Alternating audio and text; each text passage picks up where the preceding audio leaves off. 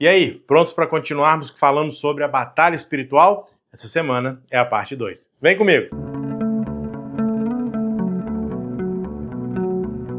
E aí, meus saleiros e minhas luminárias, tudo certinho com vocês? Bem-vindos mais uma vez ao nosso canal Vira Crente. E sempre aquela história, eu tenho que falar, senão você se esquece. Se inscreve aqui no canal para poder ajudar a gente. Por favor, curta o vídeo e compartilhe. Eu peço isso para você, para poder fortalecer o canal e mais pessoas estarem aí juntos estudando a lição da maneira simples e objetiva. E aqui a gente está mandando um alô para a galera aí que tem compartilhado os vídeos, que tem estudado com a gente. E hoje eu quero mandar um abraço aqui para Gal Queiroz. A Gal, ela estuda a lição e compartilha com os jovens dela lá da Igreja Central de Jardim Ecológico em Porto Seguro. Gal, muito obrigado aí. Galerinha da Igreja de Parque Ecológico, meus saleiros e minhas luminárias, obrigado pela força aí. E mais uma vez lembrando vocês, essa semana, hoje, dia 25 de maio, dia 29, nós começamos o quê? O Congresso de Líderes Maranata. Quero encontrar você lá, hein, tá bom? Segue aqui no Instagram que a gente vai estar postando onde nós vamos estar lá. Quero conhecer vocês que fortalecem e a gente está aqui fazendo a lição por vocês, tá ok? Mas vamos para a nossa lição, Batalha Espiritual, parte 2. Nosso texto-chave está em Mateus 4, do verso 1 até o verso 10. O que tem lá? Você sabe? Você é crente, você tem que saber, hein? Vira crente. Ali está falando sobre a tentação de Jesus. Exatamente isso. E esse capítulo, gente, é muita coisa, é muita coisa. Daria para a gente estudar aqui durante umas 3, 4 horas, brincando assim, por cima. São muitos detalhes, mas nós temos pouco tempo e queremos ser objetivos. Então, leia, para você ter uma ideia. Ali Jesus cita Deuteronômio, tem ligação lá com Gênesis, e a gente entende ali algumas coisas sobre a batalha espiritual na parte da tentação. E qual é o que nós vamos estudar que pode nos ajudar? Semana passada estudamos sobre o poder da oração, os anjos estão ao nosso redor, e essa semana nós vamos falar sobre a Bíblia. Dá uma olhada na tirinha aí comigo. A tirinha ela está muito simples de entender, está muito fácil. Nós temos aí um jovem que está escondido atrás da Bíblia. A Bíblia está servindo de um escudo para ele e ela está protegendo ele de várias coisas. Ela está protegendo ele ali de mentiras, tentações, críticas, ideologias, heresias. A Bíblia, a palavra de Deus, ela é o nosso escudo nessa batalha espiritual. Além de ser espada, ela também é um escudo. E a gente vai entender, dentro de um contexto da tentação, a importância de conhecer, de entender a palavra de Deus. Engano. Essa palavrinha aí, ela tem sido muito usada, na verdade, né? O cerne dela tem sido usada no mundo desde que Satanás colocou aí o pecado. Mas o engano ele é usado de várias formas. Por exemplo, durante muito tempo, a indústria do cigarro, ela enganou que o cigarro era algo bom, era algo bacana. Na década de 90, começo de 2000 ali, quem fumava era descolado, era chique, o cigarro colocava você como alguém da alta sociedade. E as pessoas mais afetadas por esse engano eram pessoas simples, pessoas de baixa renda que queriam ter um status com aquilo. Era a imagem que se vendia. E o que essas pessoas conseguiram e conseguem até hoje, quem fuma? Só morte. Só faz mal para a saúde, não tem nada de bom. Você quer ver outra coisa? Indústria farmacêutica. Remédios que viciam. E existe todo um contexto sobre isso, né? A pessoa ela acaba se viciando com aquele medicamento, ela acaba tendo a sua saúde também prejudicada. Tudo isso consequências do engano, do pecado. Dentro do contexto que nós vamos falar aqui na lição, nós também como cristãos temos que tomar cuidado para não sermos enganados. Satanás ele usa de artimanhas, ele usa de meias-verdades, ele usa de mentiras para poder nos enganar, para poder nos dilubriar. E a palavra de Deus é onde nós devemos estar firmados para poder reconhecer esses detalhes, essas artimanhas que Satanás usa. Como que a Bíblia pode nos ajudar? Como ela nos ensina a estar preparados? É isso que nós vamos aprofundar a partir de agora. Deus, ele é a verdade. O próprio Cristo fala isso, né? Eu sou o caminho, a verdade. Cristo coloca também o Pai como a verdade, não é isso que ele fala lá em João 17:17. Então, tendo que a palavra de Deus, né? A tua palavra é a verdade. Satanás, ele tenta enganar usando a própria Bíblia. Quando a gente vai para o texto aqui, ele é inteligente, ele é esperto, e ele procura brechas para poder entrar e destruir a gente. Com Jesus é o seguinte, Jesus 40 dias no deserto, pensa nisso, em jejum. Se eu ficar 1 hora com fome, eu já fico insuportável. Minha mulher fala que eu pareço criança. Imagina Jesus ali 40 dias sem comer, sem beber, sem tomar banho. Imagina o estado físico dele, fraco, pálido. Ellen White fala isso. E Satanás chega e a primeira tentação que ele faz para Jesus é o quê? Transforma essas pedras em pão. Ele usa a tentação física com Jesus. E Jesus usa a Bíblia.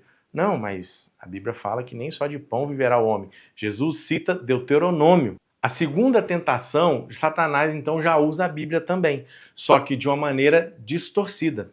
Ele usa Salmos 91 de uma maneira completamente distorcida. Não, mas também está escrito que os anjos vão te socorrer.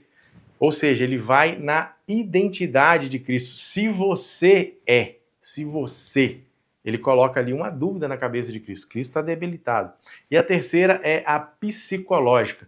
Se você me adorar, você vai ter tudo isso daqui.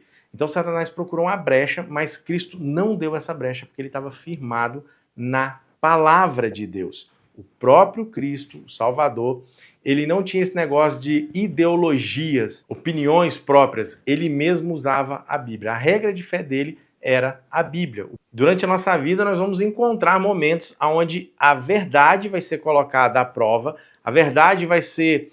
Satanás vai tentar colocar uma mentira nela e nós temos que estar preparados, porque a missão dele é essa, é enganar, é distorcer. Ele tinha uma estratégia e a estratégia dele com o passar do tempo mudou. Hoje ele está dentro da igreja, colocando igrejas para pregarem a palavra de Deus, mas da maneira dele, distorcida. Então, a gente tem que estar atento com isso. Seja em grego, alemão, japonês, português, independente do idioma, a palavra de Deus ela tem um poder transformador. E isso leva a gente lá para Gênesis 1, que a palavra de Deus ela tem poder, porque todas as coisas foram criadas a partir da palavra de Deus. Deus falava e um simples átomo tomava forma, transformava numa árvore, num animal, estrela. Todas as palavras se concretizavam. Deus, então, a palavra dele é extremamente poderosa, mas só não parte física, também na parte espiritual. Mas essa parte espiritual depende de mim e de você, porque Deus respeita as nossas escolhas. Então, a palavra de Deus só vai ter ação na minha vida a partir do momento que eu aceitar e deixar que ela tenha. Lembra do livre-arbítrio, que nós já falamos várias vezes, que está envolvido o grande conflito? Exatamente isso. E para que essa palavra tenha efeito na minha vida, eu tenho que deixar, eu tenho que permitir, eu tenho que fazer essa escolha, eu também tenho que conhecer. Lá em Deuteronômio, para você ter ideia, fala que a palavra de Deus ela deve ser inculcada na cabeça dos nossos filhos. Ou seja, a gente tem que ensinar os nossos filhos, mas para ensinar a gente tem o quê? Tem que conhecer, ter conhecimento. E a palavra, o conhecimento, o momento que Cristo passava estudando a Bíblia fez a diferença na tentação contra Satanás. Ali Cristo mostrou a extrema fé que ele tinha no Pai por ter o conhecimento e saber aonde a palavra de Deus o levaria. E isso se mostra claramente no ministério de Cristo. Porque quando ele andou entre nós, quando ele se fez carne, ele usava a palavra de Deus. Para você ter uma ideia aí, só uma curiosidade. As citações de Jesus no Novo Testamento, mais de 300 foram baseadas, foram textos do Antigo Testamento, a Bíblia que ele tinha. Nós, como cristãos, temos acesso à Bíblia hoje, até mais completa, né, do que a que Cristo tinha, porque nós temos a sua história, nós temos a história dos discípulos, nós temos o Apocalipse. Então, depende de nós buscar o poder na palavra de Deus. Pegou a visão, meu saleiro? Pegou a visão, minha luminária?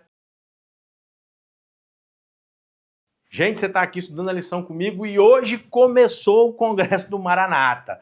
Estou gravando aqui, né, antes, claro, óbvio, mas hoje estamos lá na Muvuca, no meio dos jovens, Maranata começando e é bênção pura, sem mistura. Se você está estudando a lição no Maranata aqui, me procura aí, dá uma olhada nas redes sociais para você ver onde é que tá e a gente vai lá se encontrar, tá ok? A lição traz uma pergunta e eu vou fazer ela para você aqui.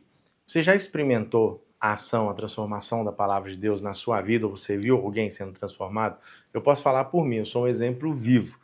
O meu testemunho é só pela misericórdia de Deus, através da palavra de Deus. E ainda é uma luta constante a cada dia. Você também tem as suas lutas. A partir do momento que nós entendemos o que Deus significa, e a gente vai entender isso a partir da palavra dele, nós vamos estar fortes nessa batalha espiritual, mais fortes em Cristo Jesus. A gente falou na semana passada sobre oração. Gente, é arroz com feijão, é simples. Deus não passa uma fórmula mirabolante para você estar firme com ele. É oração e é estudo da palavra. Só essas duas coisas. Só que, gente, por pecador que somos, nós colocamos isso como um fardo tremendo. Mas a palavra de Deus é a nossa fonte. É ela que é a água, que vai trazer a água para a nossa raiz. Lembra lá da minha palavrinha? Quem tem raiz forte não tem medo de tempestade. E dentro desse contexto nós temos a nossa palavra da rede semântica, que é palavra. Ficou redundante, né? A palavra é palavra.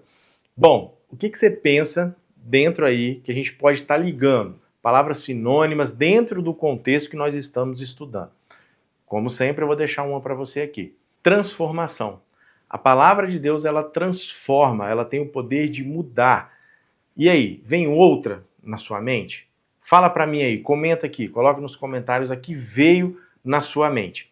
E coloca isso na sua cabecinha. A palavra de Deus, ela tem poder de transformar a minha vida e transformar a sua vida. Não importa a bagunça que esteja. É só a gente buscar água para colocar na raiz, lembra? Vocês são mais novos aí, talvez você nunca recebeu uma carta, mas antigamente a gente mandava muita carta e os namorados mandavam aquelas cartas de amor para a namorada respondia. E a Bíblia, ela é uma carta de amor. As histórias, as palavras, tudo ali está envolvido o amor de Deus para a humanidade. Para você ter ideia, a Bíblia é um eterno pique-pega. Mas por que pique-pega, Beto?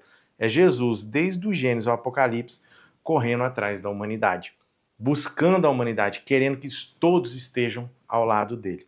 A partir disso, a gente vê também o amor de Cristo, o amor de Deus revelado em Cristo. Quando Cristo vem para a Terra, João fala isso, né? O unigênito, ele se fez carne. E a gente tem a experiência da palavra de Deus divina e também misturada com a humana. Mas como assim? Uma mistura que ela não perde a divindade. Porque a palavra de Deus, ela não veio da cabeça de nenhum profeta. Ela não veio do que eles queriam. Eles foram inspirados por Deus e essa inspiração ali eles colocaram as suas palavras. Não foi um ditado. Deus falou humanês. Olha que bacana. E a lição traz pra gente aqui uma comparação entre a palavra divina e a palavra que se fez carne. Olha que interessante que nós temos aqui. Nós temos a palavra escrita de Deus, Jesus é a palavra que se fez carne, nós temos os humanos escrevendo, colocando na linguagem humana, né, o humanês de Deus, Jesus Cristo. Ele se fez homem, andou entre nós. O verbo se fez carne. Terceiro, a Bíblia ela é divina. Ela foi inspirada pelo Espírito Santo, mas como eu falei, foi escrita por homens. Jesus Cristo nasceu de uma mulher. Jesus Cristo esteve no meio da humanidade, sentiu frio, sentiu calor, sentiu fome. Então, a palavra escrita, ela é uma carta de amor, e essa carta de amor tomou forma com Jesus Cristo. E esse amor é por mim e por você. Não precisa você querer entender, é só você aceitar. Já ficou mais do que claro que pela nossa força nós não conseguimos nada, nós não conseguimos batalhar espiritualmente. Nós dependemos de toda a força que vem de Jesus Cristo, através da oração, como nós falamos, através da Bíblia. É isso que vai fortalecer a gente. Assim como Cristo deixou exemplo para a gente, ele foi vitorioso sobre Satanás no deserto. Satanás não apareceu ali na figura do diabo para Jesus, senão Jesus iria reconhecer na hora. Eu creio que ele apareceu ali na imagem de um anjo de luz. E através do que ele foi falando, Jesus foi percebendo que ele era o inimigo. Por quê? Porque ele tinha o conhecimento através da palavra de Deus. Ele conseguiu discernir o que era verdade e o que era mentira. Então, meu jovem, é somente a Bíblia. Sola Escritura. Lembra de Lutero? Nós falamos isso aqui em lições anteriores, em trimestres passados. Então, nós temos que nos firmar na verdade. Eu canso de falar isso, falo em pregações, falo em palestras, Não é o que eu acho, não é o que eu quero, é o que a Bíblia fala e pronto. Cristo foi sucinto, está escrito. Então, me desculpa aqui, mas a sua opinião não vale. É o que está na Bíblia e acabou. Ah, mas eu acho que eu não deveria guardar o sábado, deveria guardar o domingo, a segunda-feira. Ah, mas eu acho que eu não deveria fazer isso, mas a Bíblia fala que você deveria fazer. Então, acabou. Não tem conversa. Para você ter ideia, a Bíblia ela tem um poder tremendo. No Comunidade, traz pra gente uma história ali de um médico que foi assistir Moody pregar. E a ideia dele era desmascarar, porque Moody não era uma pessoa tão estudada, falava tão bem, o médico queria pegar ele em algum ponto. Só que Moody, quando ele abria a boca, ele falava do que estava na Bíblia. E aquele médico foi se sentindo tocado e foi transformado. Eu tenho um privilégio muito grande de que Deus me permitiu, em várias séries de evangelismo que nós fizemos, em várias semanas de oração, ver pessoas se transformando, ver a luta do grande conflito em momentos que você está estudando a palavra, em momentos que você está fazendo um apelo, você sente ali a pessoa por dentro dela lutando para aceitar esse chamado. E muitas aceitam, outras não, infelizmente, mas é a escolha dela.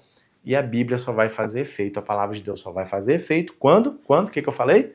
Quando nós permitimos.